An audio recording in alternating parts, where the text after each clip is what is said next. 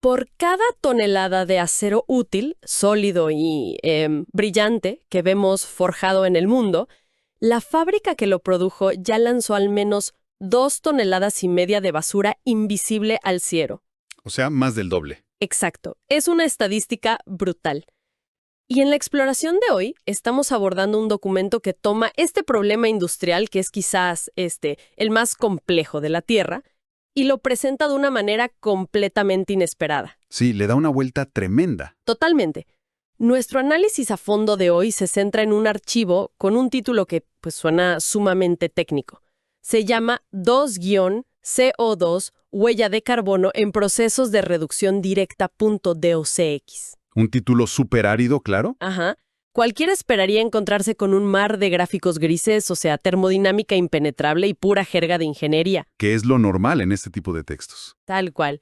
Sin embargo, el autor toma este tratado de política comercial e industrial y lo enmarca, escuchen esto, como un cuento de hadas. Empieza literalmente con un capítulo 1. ¿Sí? Capítulo 1, el reino que sudaba carbono.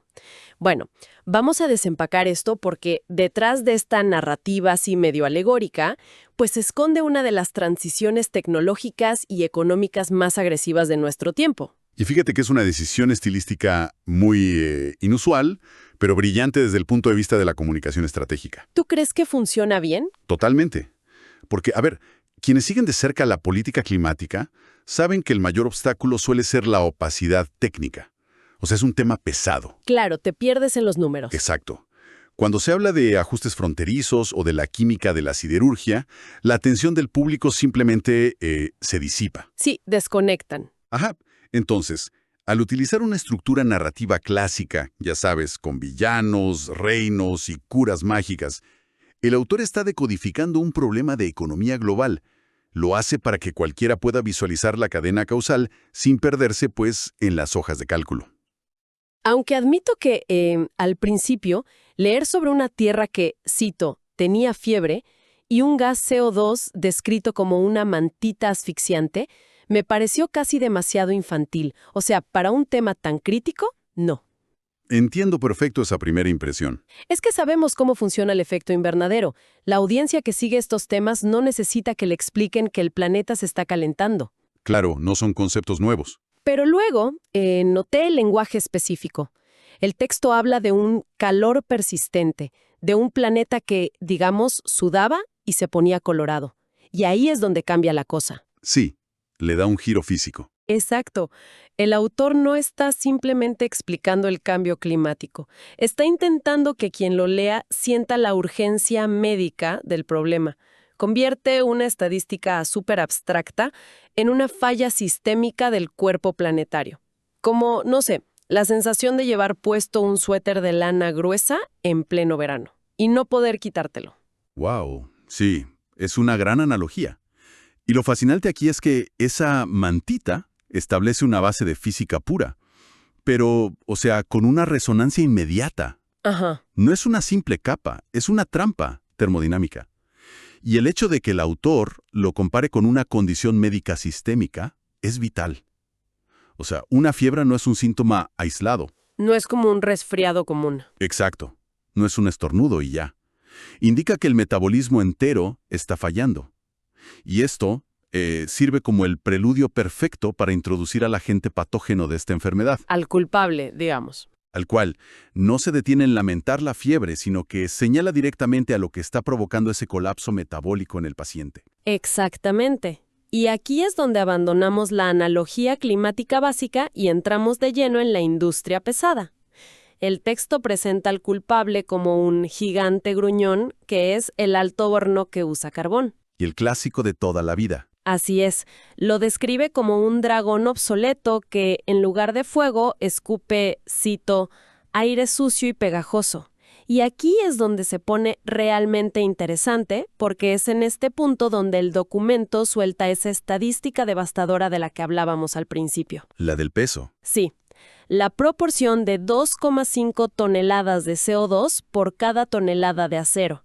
O sea, matemáticamente, y yo me atrevería a decir que geométricamente, es una proporción súper difícil de procesar. Cuesta imaginarlo, sí. Resulta muy contraintuitivo entender que de un proceso industrial salga más del doble de peso en forma de gas invisible que en forma de metal sólido. Es que es una barrera mental común. Los seres humanos no solemos asociar los gases con el peso físico masivo. O sea, el aire pesa, pero no lo sentimos así. Claro, pensamos que el gas es ligero, que flota y desaparece. Exacto. Pero la química del alto horno tradicional es implacable. Y mira, no se trata simplemente de quemar carbón para generar calor como si fuera una chimenea. No. Entonces, ¿cómo funciona? Pues el carbón se utiliza como un agente reductor químico. Para convertir el mineral de hierro puro, que básicamente es óxido de hierro, en metal líquido, necesitas arrancarle el oxígeno a esa roca. Ok, o sea, separar los elementos. Tal cual. El carbono del carbón se une al oxígeno del mineral y al oxígeno del aire que se inyecta, creando moléculas de dióxido de carbono. Y esa suma atómica es pesadísima. Wow. Por eso cuando el texto habla del aire pegajoso del dragón, no es una exageración poética. O sea, es una acumulación masiva de masa atómica que se adhiere a la atmósfera. Qué fuerte. Ese nivel de ineficiencia material es asombroso.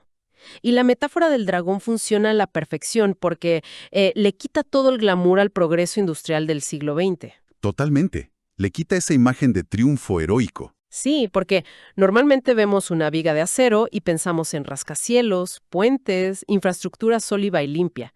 Pensamos en el progreso puro. Claro. Pero al llamar a la fábrica tradicional un dragón gruñón y obsoleto, el texto nos obliga a ver el proceso completo. O sea, un dragón es poderoso, sí, pero su naturaleza es acaparar riqueza dejando todos los alrededores en ruinas. Una imagen súper potente. Y es vital entender que esas ruinas no son figurativas, ¿eh? El documento es sumamente preciso al rastrear el efecto dominó de este aire pegajoso. No se queda solo flotando cerca de la fábrica. Para nada. Traza el impacto hacia cosas muy concretas. Habla del derretimiento de los hielos polares y el secado de los ríos, lo cual, bueno, ya conocemos y escuchamos siempre. Ajá, los síntomas típicos. Pero luego introduce una consecuencia económica y humana que es fulminante. Menciona a los agricultores que pierden la noción de cuándo sembrar. Uy, sí, esa conexión me pareció la más aguda de todo el texto. Es el caos sistémico en su máxima expresión. Absolutamente. Yo lo veo como si la industria siderúrgica hubiera entrado a la casa de la humanidad y hubiera arrancado el calendario de la pared.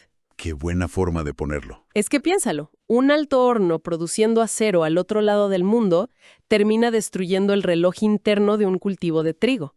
Que un agricultor ya no pueda confiar en los ciclos de lluvia solo porque una fábrica de metal está alterando la termodinámica global, eso ilustra una fragilidad aterradora en nuestras cadenas de suministro. Y si conectamos esto con el panorama general, estamos viendo el choque de dos economías fundamentales. ¿Cuáles dirías que son? Pues por un lado, la economía industrial pesada, basada en esta fuerza bruta del alto horno.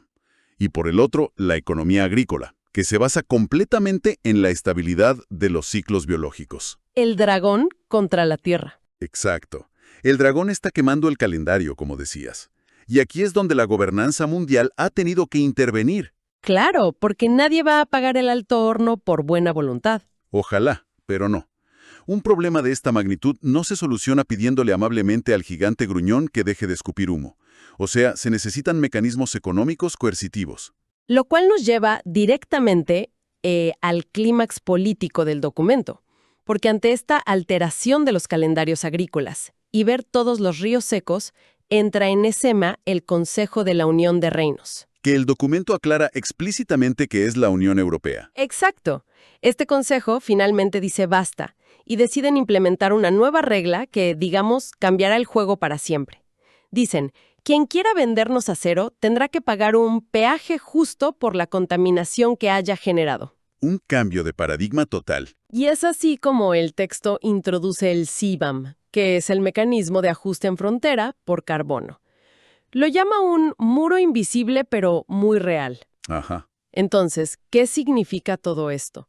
Porque conceptualmente es un rompecabezas operativo brutal. Bastante complejo, sí. O sea, estamos hablando de construir un muro invisible para medir el impacto histórico de un gas invisible sobre un lingote de acero que cuando lo ves en la aduana parece impecable. Y esto plantea una pregunta importante sobre la soberanía y la responsabilidad económica. Mira, antes del CBAM existía lo que los economistas llaman fuga de carbono. ¿Cómo funciona eso? Bueno, imagina que la Unión Europea imponía reglas estrictas y súper costosas a sus propios fabricantes de acero para que no contaminaran. Ok. Al hacer eso, esos fabricantes locales perdían competitividad, porque producir su acero era más caro. Entonces, ¿qué pasaba? Me imagino que se iban a otro lado. Exacto, la producción simplemente se mudaba a países con leyes ambientales mucho más laxas. O sea, el gigante gruñón se iba a otra cueva, seguía contaminando exactamente la misma atmósfera global y luego exportaba ese acero barato de vuelta a Europa. Una trampa enorme. Totalmente. Pues el CBAM se diseña específicamente para destruir ese atajo. Ya veo. Pero, a ver, el autor llama a este mecanismo un peaje justo. Y la verdad es que yo quiero cuestionar un poco esa frase. A ver, cuéntame. Porque peaje justo suena sumamente amigable, casi benevolente, ¿no? Como si estuvieran haciendo un favor. Sí, suena muy diplomático. Pero para los países en vías de desarrollo, que dependen de exportar acero barato porque simplemente no tienen el capital para modernizar sus industrias de la noche a la mañana, este muro invisible puede parecer de todo menos justo. Claro. O sea, puede sonar a puro proteccionismo verde disfrazado de heroísmo climático. Como si la Unión Europea estuviera cerrando la puerta. Y es una crítica absolutamente válida.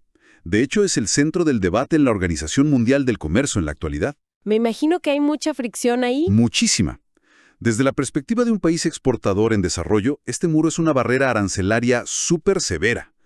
Sin embargo, la mecánica interna del CBAM, y la razón por la que el documento lo defiende como algo equitativo, radica en cómo funciona la contabilidad del carbono. ¿Y cómo miden eso exactamente? Pues, en la frontera, los importadores deben comprar certificados que igualen el precio del carbono que habrían pagado si ese acero se hubiera producido dentro de Europa. Ah, ok. Era, digamos, un subsidio invisible porque a nadie le costaba nada contaminar. El CBAM lo hace visible y te lo cobra. Básicamente obliga a toda la cadena de suministro a auditar su sombra.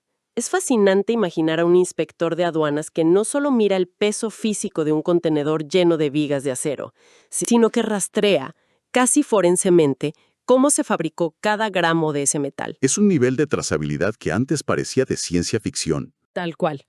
Y claro, si el alto horno obsoleto de carbón se vuelve financieramente inviable por culpa de este muro invisible, pues la industria tiene que encontrar una nueva manera de hacer acero, porque no podemos simplemente dejar de construir el mundo moderno. Exacto. El mundo sigue necesitando acero. Lo cual nos trae a la gran pieza faltante de esta historia, y de hecho, a la tecnología que le da nombre al propio documento, la reducción directa. Precisamente.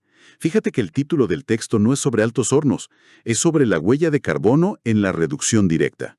Y esto es crucial, porque el documento no plantea un escenario apocalíptico sin salida. No es puro pesimismo. Para nada. Presenta el CBAM como el incentivo financiero necesario para abandonar de una vez al dragón obsoleto y adoptar la reducción directa. Que entiendo que es como la alternativa verde, ¿no? Sí, es la vanguardia tecnológica de la siderurgia limpia. Y para quienes están siguiendo este cambio de paradigma industrial, la reducción directa es un concepto, revolucionario. Si el alto horno tradicional derrite el mineral de hierro junto con carbón a temperaturas infernales para arrancarle el oxígeno, la reducción directa hace algo casi quirúrgico. Es mucho más elegante. Sí, por lo que leí, separa el oxígeno del hierro en estado sólido. O sea, ni siquiera necesita llegar al punto de fusión. En lugar de usar el carbón como agente, inyecta gases reductores. Históricamente era gas natural, pero cada vez más se está usando hidrógeno puro. Y esa es la clave termodinámica que resuelve nuestro problema original, el de las proporciones absurdas. ¿El de las 2,5 toneladas? Ese mero. Al usar gas natural, la huella de carbono ya se reduce drásticamente. Pero, ojo, si se utiliza hidrógeno verde para este proceso de reducción directa, la ecuación química cambia por completo. A ver, explícanos eso. Pues, el hidrógeno se une al oxígeno del mineral de hierro, y el subproducto de esa reacción ya no es ese aire sucio y pegajoso del dragón. Entonces, ¿qué sale? El subproducto es simplemente agua. H2O. ¡Wow! O sea, en lugar de CO2, sale vapor de agua. Exactamente. El impacto ambiental cae en picada. El proceso de reducción directa, combinado con hornos de arco eléctrico, produce lo que la industria llama acero verde o hierro esponja. ¡Qué locura! Es como si estuviéramos pasando de la edad de piedra de la metalurgia, donde resolver un problema significaba, pues, prenderle fuego a la montaña más grande que encontráramos, a una era de precisión molecular. Es un salto tremendo. Pero me imagino que la transición no es nada barata. Construir plantas de reducción directa requiere inversiones multimillonarias, además de una infraestructura de energía renovable colosal para poder producir todo ese hidrógeno limpio. Es carísimo. Y es justo ahí donde las dos mitades de nuestro documento se unen perfectamente. A ver, Sin el muro invisible del CBAM, no habría un incentivo económico real para que la industria pesada invirtiera miles de millones en plantas de reducción directa. O sea, el peaje hace que lo limpio sea rentable, al castigar financieramente lo sucio. es la única forma de empujar la balanza. Es un mecanismo de pinza. Por un lado, tienes la presión regulatoria en la frontera, y por otro, la viabilidad de la nueva tecnología. Todo encaja. Sí. Y lo que el autor del documento ha logrado al explicar todo esto como un cuento es ilustrar que el mercado global no va a sanar la fiebre del planeta por pura bondad. Tristemente. Requiere reglas férreas. El CBAM no es solo un arancel. O sea, es una herramienta de política exterior diseñada para forzar la adopción mundial de la reducción directa. Obliga a todo el ecosistema industrial, sin importar en qué parte del mapa se encuentre, a modernizarse. O te modernizas o pierdes el acceso a uno de los mercados más lucrativos del mundo. Así de simple. Resulta increíble ver cómo una simple tonelada de acero se ha convertido en el campo de batalla definitivo para el futuro del clima global. O sea, comenzamos este análisis desempacando la idea de un planeta con una fiebre persistente, que estaba asfixiado por una mantita de gas provocada por dragones industriales obsoletos. Y como esa ineficiencia brutal, la de 2,5 toneladas de desperdicio invisible por cada tonelada de metal, no solo calentaba la atmósfera, no, Ajá. sino que fracturaba los sistemas agrícolas más antiguos de la humanidad. Y luego analizamos cómo la respuesta a ese colapso sistémico fue la invención de herramientas económicas súper radicales. Un impuesto en frontera que desafía por completo la manera tradicional de hacer comercio, Cambiando las reglas del juego. porque está cobrando por la historia de un objeto y no solo por su valor material presente en la aduana. Es un sistema diseñado para erradicar al alto horno y darle paso a la precisión técnica de la reducción directa. Es una historia de enfermedad industrial, de diagnóstico audaz y finalmente de una cura forzada a través de la responsabilidad económica transfronteriza. Sí, y resulta fascinante observar la infraestructura que nos rodea bajo esta nueva luz. Totalmente. Porque la próxima vez que veamos la carrocería de un vehículo, o una viga estructural, o incluso la mecánica de nuestros electrodomésticos en casa, pues ya no ves solo el material pulido. Ya no es solo metal. Exacto. Uno puede empezar a percibir la compleja red de tecnologías de reducción directa detrás de eso. O, en su defecto, puedes imaginar el peso de esa inmensa huella sucia y el muro invisible que ya está empezando a cobrar su precio por ella. Cambia por completo la percepción del valor material. Porque, digamos, el verdadero costo de las cosas finalmente está emergiendo a la superficie de los balances financieros internacionales. Definitivamente. Ha sido un recorrido analítico muy profundo a través de un documento que, la verdad, dominó el arte de disfrazar un tratado de termodinámica industrial y economía geopolítica con la narrativa de un cuento de hadas antiguo. Lo hizo magistralmente. Sí. Y para cerrar este análisis a fondo, hay una idea provocadora que merece reflexión por parte de quienes nos escuchan. A ver cuál es. Pues, si la diplomacia internacional y la economía han logrado diseñar y poner en marcha un muro invisible capaz de medir y cobrar peaje por la huella química histórica de un lingote de acero, ¿qué otras huellas invisibles del mundo moderno terminarán enfrentándose a sus propios muros en el futuro cercano? Uy, es una gran pregunta. ¿Será quizás el costo oculto de los datos y la inteligencia artificial? ¿O tal vez la inmensa huella hídrica en la ropa que usamos todos los días? La contabilidad de lo invisible, pues, apenas acaba de comenzar. Da mucho para pensar. Así es. Bueno, hasta el próximo análisis a fondo, y mantengan esa curiosidad siempre despierta.